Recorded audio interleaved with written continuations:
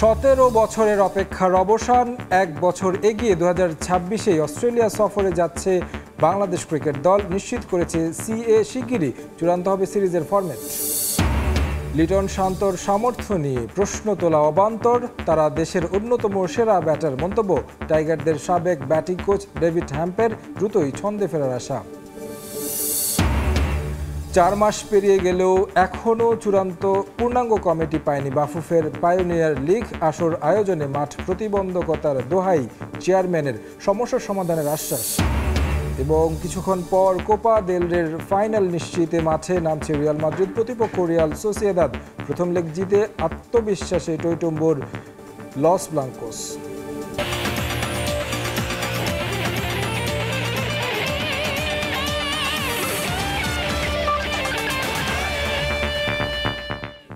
দু 2027 সাল নয়, 2026 সালেই অস্ট্রেলিয়া সফর করবে বাংলাদেশ ক্রিকেট দল।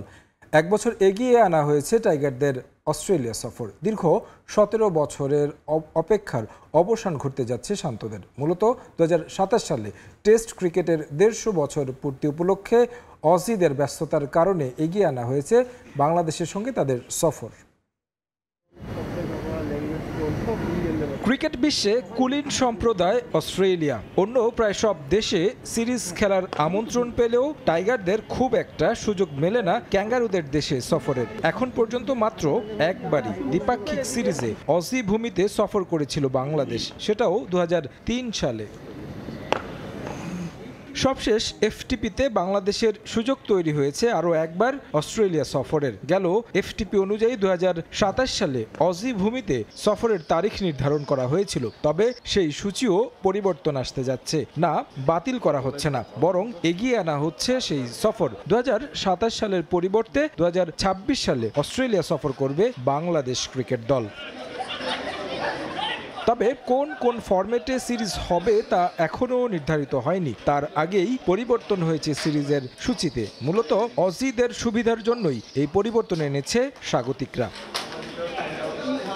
2027 সাল ব্যস্ততার মধ্য দিয়ে পার করবে অজিরা। তাছাড়া 2027 সালে টেস্ট ক্রিকেটের 150 বছর পূর্তি ঐতিহাসিক দিবস উপলক্ষে একটি টেস্ট ম্যাচ খেলবে ইংল্যান্ড ও অস্ট্রেলিয়া। সেই ম্যাচ ঘটা করেই আয়োজন করবে অজিরা, যার জন্য এগিয়ে আনা হয়েছে বাংলাদেশের সফরকে। 2026 সালের আগস্ট মাসে অনুষ্ঠিত হবে সিরিজটি।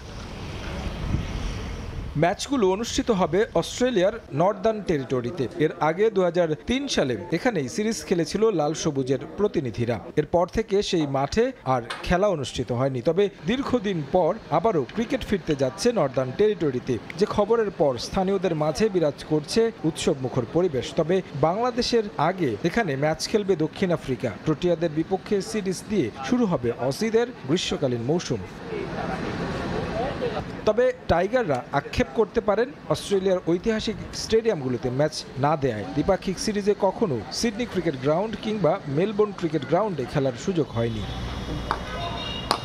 বাংলাদেশের সঙ্গে সফর আসলে বিভিন্ন সময় টালবাহানা করতে দেখা গেছে অজিদের। বহুবার বাংলাদেশ সফর পিছিয়েছিল তারা, তবে এবার তাদের মাটিতে সফর এগিয়ে এনে কিছুটা আগ্রহই দেখাচ্ছে অস্ট্রেলিয়া।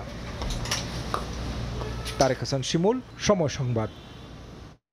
লিটন শান্তর সামর্থ্য নিয়ে কোনো সন্দেহ নেই জাতীয় দলের সাবেক ব্যাটিং পরামর্শক ডেভিড হ্যাম্পের। এই দুই ব্যাটারকে দেশের অন্যতম সেরা মানেন তিনি। সময় খারাপ গেলেও খুব দ্রুতই সেরা ছন্দে ফিরবেন তারা, এমনটাই বিশ্বাস হ্যাম্পের। ওয়ানডে বিশ্বকাপের জন্য নারী দলের সহকারী কোচের দায়িত্ব পাওয়া হ্যাম্প ভারত বিশ্বকাপের টিকিট নিশ্চিত করতে সর্বোচ্চ প্রস্তুত করছেন টাইগার্সদের। দীর্ঘদিন আন্তর্জাতিক অঙ্গনে লিটনের ব্যাট পাচ্ছে না রানের দেখা। সবশেষ 7 ওয়ানডেতে স্পর্শ করতে পারেননি 2 অঙ্কের সংখ্যা। এলকেডি শেষ 6 টি-20তে 20 রানের গণ্ডি পেরিয়েছেন একবারই। তারপরও ক্রিকেট পাড়ায় ফিসফাস, তিনিই নাকি পাচ্ছেন টি-20-র দায়িত্ব। কারণটা শান্তর অধিনায়কত্ব থেকে সরে যাওয়া, শর্টার ফরম্যাটের ক্যাপ্টেন্সিতে তার জায়গায় লিটনকে যোগ্য মনে করছেন অনেকে। শান্ত নিজেও আছেন অফ ফর্মে, সবশেষ বিপিএলে টাইগার কাপ্তান ঠিকঠাক সুযোগ পাননি একাদশে। টি-20 দলে তার প্রয়োজন নেই বলছেন সাবেকদের অনেকে, তবে জাতীয় দলের সাবেক কোচ ডেভিড হ্যাম্প মনে করেন না সেটা। আমি মনে করি না তেমন বড় কোনো সমস্যা আছে, তাদের মূলত ধারাবাহিকতার অভাব। তবে কেন হচ্ছে না সে সমস্যা ঠিক করার অনেক চেষ্টা করছে। আমি বলবো তারা খুব ভালো ক্রিকেটার, আপনাদেরও মনে রাখতে হবে তারা খুবই ভালো। রান পেলে ঠিক হয়ে যাবে। কোহলির দিকে যদি তাকান, সেও কিন্তু দীর্ঘদিন রান করতে পারছিলেন না, একটা স্কোর করে এখন আত্মবিশ্বাসের সঙ্গে ব্যাটিং করছে। এদিকে নারী ওয়ানডে বিশ্বকাপ বাছাইয়ের জন্য ডেভিড হ্যামকে বাংলাদেশ দলের সহকারী কোচের দায়িত্ব দিয়েছে বিসিবি। পাকিস্তানে টাইগ্রেসদের কঠিন চ্যালেঞ্জের জন্য সর্বোচ্চ প্রস্তুত করছেন তিনি।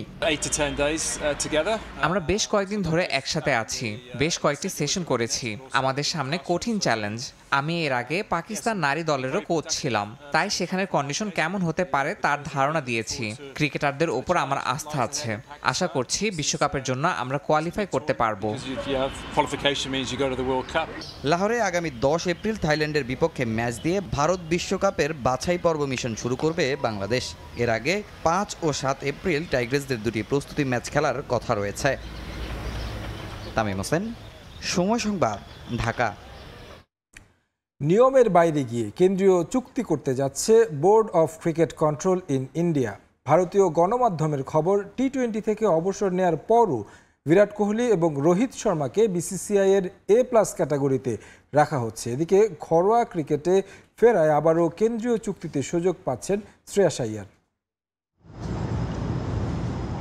3 ফরম্যাটের ক্রিকেটার হলেই কেবল সুযোগ মেলে বিসিসিআইয়ের কেন্দ্রীয় চুক্তির A+ ক্যাটাগরিতে। পাশাপাশি পারফরমেন্স অবশ্যই হতে হবে টপ নচ।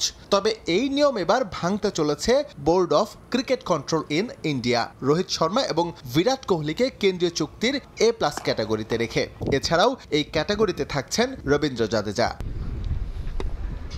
ভারতীয় গণমাধ্যমে খবর, 2025-26 মৌসুমের সেন্ট্রাল কন্ট্রাক্ট এরই মধ্যে তৈরি করে ফেলেছে বিসিসিআই, যেখানে সর্বোচ্চ ক্যাটাগরিতে সুযোগ পেয়ে 7 কোটি টাকা আয় করবেন রোহিত কোহলি। অথচ গেল টি-20 বিশ্বকাপ জিতে এই ফরম্যাট থেকে অবসর নিয়েছেন তাদের দুজনই। তারপরও A+ ক্যাটাগরির জন্য বিবেচিত হয়েছেন তারা। এছাড়াও গেল বছর খুব একটা ভালো সময় কাটেনি ইতিহাসের অন্যতম সেরা 2 ব্যাটারের। নিউজিল্যান্ডের বিপক্ষে হোয়াইট ওয়াশ হওয়া হোম সিরিজে রোহিতের ব্যাট থেকে এসেছে 3 টেস্টে মাত্র 91 রান। অস্ট্রেলিয়ার বিপক্ষে বর্ডার গাভাস্কার ট্রফিতেও ভারত অধিনায়কের পারফরমেন্স ছিল ধূসর। রোহিতের মতো এতটা খারাপ না হলেও বিরাট কোহলিও ছিলেন না স্বাভাবিক ছন্দে। অজিদের বিপক্ষে 10 ইনিংসে তার উইলো থেকে এসেছিল মোটে 190 রান। এমন পারফরমেন্স দেবার পরও ভাগ্য সুপ্রসন্নই বলতে হবে তাদের, কারণ এই বিষয়গুলো বিবেচনায় না এনেই তাদের সঙ্গে নতুন চুক্তি করতে যাচ্ছে বিসিসিআই। টি-20 থেকে অবসর নেয়ার পরও রোহিত শর্মা এবং বিরাট কোহলিকে আমরা কেন্দ্রীয় চুক্তি A+ গ্রেডে রাখছি। তারা বড় মাপের ক্রিকেটার, এই জন্যই তাদের এই সম্মান দেওয়া হচ্ছে। একই সঙ্গে শ্রেয়াস আইয়ারকেও কেন্দ্রীয় চুক্তিতে ফেরানো হচ্ছে।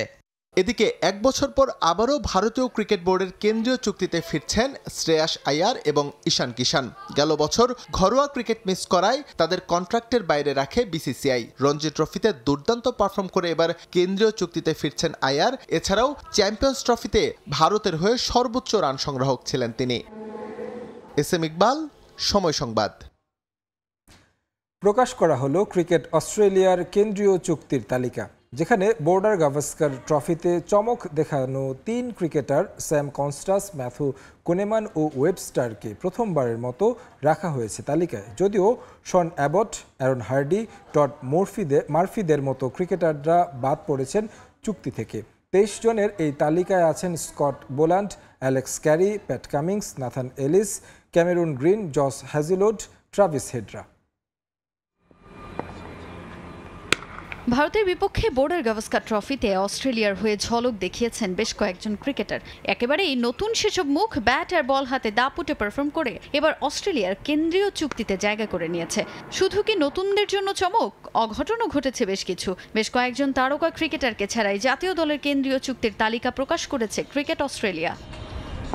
টিম ইন্ডিয়ার বিপক্ষে দারুণ পারফর্ম করা 3 নতুন মুখ ওপেনার স্যাম কনস্টাস, বাঁহাতি স্পিনার ম্যাথু কুনেমান ও অলরাউন্ডার বু ওয়েবস্টার কেন্দ্রীয় চুক্তিতে জায়গা করে নিয়েছেন। বর্ডার গাভাস্কার ট্রফির শেষ 2 টেস্টে ভারতকে চোখ রাঙানি দেন স্যাম কনস্টাস। ব্যাট হাতে আস্থার প্রতিদান দেয়া এই অজি ক্রিকেটার পেলেন এবার তার ফল। প্রথমবারের মতো তাকে জাতীয় দলের কেন্দ্রীয় চুক্তিতে অন্তর্ভুক্ত করেছে ক্রিকেট অস্ট্রেলিয়া। সিএএ এর প্রকাশিত 23 জনের এই তালিকায় আছেন 2 টেস্ট ব্যাটার। প্রকাশিত তালিকায় কনস্টাস, ওয়েবস্টার দুজনেরই আন্তর্জাতিক ক্রিকেটে অভিষেক হয় ভারত অস্ট্রেলিয়া টেস্ট সিরিজে। বর্ডার গাভাস্কার ট্রফিতে অভিষেক হওয়া ওয়েবস্টার প্রথম ম্যাচেই তুলে নেন 50। এখন পর্যন্ত 3 টেস্টে 150 রানের পাশাপাশি তার উইকেট সংখ্যা 3টি। এছাড়া নতুন করে কেন্দ্রীয় চুক্তিতে আসা কুনেমানও টেস্টে বেশ কার্যকরী। মাত্র 5 টেস্টের ক্যারিয়ারে শিকার 35টা উইকেট। তবে অবাক করা বিষয় হলো অস্ট্রেলিয়া ক্রিকেট দলের তারকা cricketer Sean Abbott, Aaron Hardie ও টড মার্ফি বাদ পড়েছেন এবারের তালিকা থেকে। গেল বছর থেকে এখন পর্যন্ত 3 ফরম্যাটেই অভিষেক হওয়া কুপার কনলিও জায়গা পাননি এবারের চুক্তিতে। যদিও চোট কাটিয়ে কেন্দ্রীয় চুক্তিতে জায়গা ধরে রেখেছেন মিচেল মার্শ ও ক্যামেরন গ্রিন। আর সব সংস্করণে না খেললেও তালিকায় আছেন স্টিভেন স্মিথ, উসমান খাজা ও নাথান লায়নরা। অভিজ্ঞ Bartlett, Scott Boland, Alex Carey, Pat Cummins, Nathan Ellis, Cameron Green, Josh Hazlewood, Travis Head, Matthew Short, Josh Inglis, Mitchell Marsh, Glenn ম্যাক্সওয়েলরা আছেন সিএএ এর কেন্দ্রীয় চুক্তির তালিকায়। তাজিন খন্দকার, সময় সংবাদ। এবার জানাবো আইপিএল এর খবর। টানা দ্বিতীয় জয় তুলে নিল পাঞ্জাব কিংস। লখনৌ সুপার জায়ান্টসকে 8 উইকেটে হারিয়েছে শ্রেয়াস আইয়ারের দল। শুরুতে ব্যাট করে 171 রান করে লখনৌ, জবাবে 2 উইকেট হারিয়েই জয় তুলে নিয়েছে পাঞ্জাব। এবারে দেশের ফুটবলের খবর। প্রায় 4 মাস পার হলেও পূর্ণাঙ্গ পায়োনিয়ার লিগ কমিটি গঠন করতে পারেনি বাংলাদেশ ফুটবল ফেডারেশন। তবে দ্রুতই প্রতিবন্ধকতা কাটিয়ে কমিটি গঠনসহ টুর্নামেন্টটি মাঠে আনতে চান বাফুফের পায়োনিয়ার লিগ কমিটির চেয়ারম্যান টিপু সুলতান। লিগ আয়োজন করার জন্য মাঠের প্রতিবন্ধকতা থাকলেও তা কাটিয়ে ওঠার আশ্বাস দিয়েছেন তিনি। দেশের ফুটবলে বইছে সুবাতাস। ইংলিশ প্রিমিয়ার লিগ খেলা হামজা চৌধুরী খেলেছেন লাল সবুজ জার্সি গায়ে। সামিত সোম সহ আরো বেশ কয়েকজন বিদেশি বংশোদ্ভূত ফুটবলারের বাংলাদেশের হয়ে খেলা নিয়ে চলছে আলোচনা। ফিফার সঙ্গে ফুটবল ডিপ্লোম্যাসি থেকে শুরু করে নিয়মিত লিগ সহ বয়সভিত্তিক টুর্নামেন্ট আয়োজনেও দক্ষতার ছাপ রেখেছে তাবিত আউয়ালের নেতৃত্বাধীন বাফুফের বর্তমান কার্যনির্বাহী কমিটি। কিন্তু যে জায়গাটাতে সবচেয়ে বেশি মনোযোগ হওয়ার কথা ছিল ফেডারেশনের, সেই পায়োনিয়ার লিগ সবচেয়ে অবহেলিত। প্রায় 4 মাস হলেও এখনো পূর্ণাঙ্গ পায়োনিয়ার লিগ কমিটি ঘোষণা করতে পারেনি ফেডারেশন। অথচ গ্রাসরুট পর্যায়ের এই টুর্নামেন্টের দিকে তাকিয়ে আছে দেশের তরুণ প্রতিভাবান ফুটবলাররা। তবে দ্রুতই পূর্ণাঙ্গ কমিটি দেওয়া সহ টুর্নামেন্টের দিনক্ষণ জানানোর কথা জানিয়েছেন পায়োনিয়ার লিগ কমিটির চেয়ারম্যান টিপু সুলতান। কোরবানির 1 সপ্তাহ 10 দিনের ভিতরে স্টার্ট হয়ে যাবে। তো সেই ক্ষেত্রে আমরা যেটা কমিটি দেওয়ার কথা ছিল, এটা প্রেসিডেন্ট মহোদয় একটু ব্যস্ততার খাতিরে পর্যায়ক্রমে সব কমিটি দিয়ে দিয়েছে। মনে হয় 1-2টা কমিটি রয়ে গিয়েছে, এর মধ্যে পাইনিয়ার অত্যন্ত গুরুত্বপূর্ণ পাইনিয়ার কমিটিটা। যাই হোক, আশা করতেছি যে ঈদের এই আমেজটা একটু কেটে গেলে 2-4 দিন 1 সপ্তাহের ভিতরে আমার মনে হয় প্রেসিডেন্ট মহোদয় দিয়ে দিবে।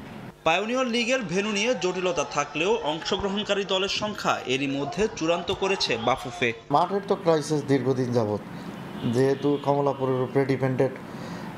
ওই যে ঢাকা গুলিস্তানের যে স্টেডিয়ামটা আমাদের, ওটা এখন পর্যন্ত চালু হয়নি। 5টা-7টা মাঠ সাউথে হয়ে যাবে, নর্থেও একটু টানাটানি হলেও 2-3টা মাঠে কাভার দেওয়া সম্ভব। টিম এই পর্যন্ত 50টার মতো হয়েছে। 20-25টা হলে একটা কম হয়ে গেত, কিন্তু আবার 70-80টা টিম অনেক বড় লোডের ব্যাপার।